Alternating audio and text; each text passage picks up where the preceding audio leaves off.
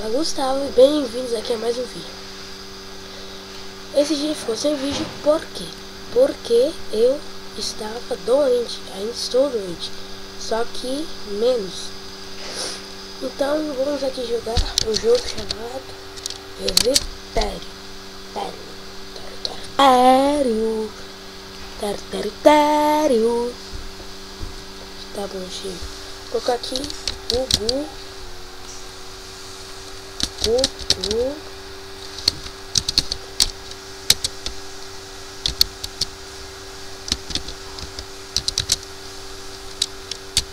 Vou colocar aqui.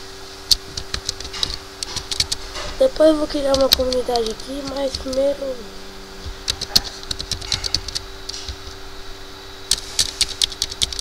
vamos colocar aqui depois dessa comunidade aqui, porque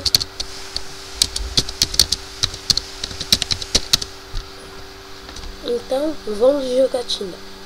Começamos aqui pequenininho. Uma dica aí pra vocês de jogo Resitério é assim, ó. Tu começa pequenininho, vai seguindo os pontinhos por meio. Se você não achar nenhum gigante, se achar um gigante, você segue ele, ó. Achei um gigante aqui, ó. Mas tu segue ou porque você tem chance de cortar ele, ou porque ele pode morrer, você pode pegar a massa dele. Aí você vai seguindo até pro meio. E é importante você pegar pontinhos, porque esse pontinho aqui vai te auxiliar no meio. Caso alguém morra lá, então você pode ir correndo já. Nos vídeos eu não dou finalização porque, né, eu coloco aqui os segundos, não sei quantos segundos acaba. Aí fica difícil saber aqui, ó. Mas eu vou cortar ele não. Eu vou seguindo. Aqui, ó. Será bom você notar esse nome deles aqui, ó. Porque isso aqui as pessoas vão pensar o quê?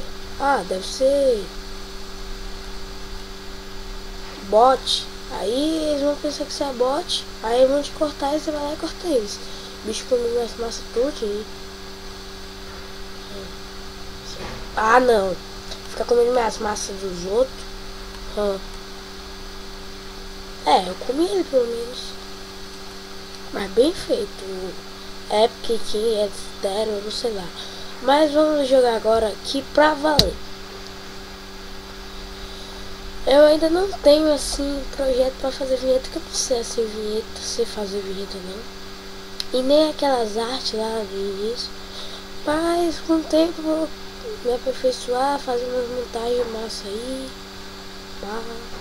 Mudar o programa que eu uso pra gravar. Vai melhorar a voz, a qualidade do vídeo. Vai melhorar tudo. Tudo. Tô gastando massa aqui à toa.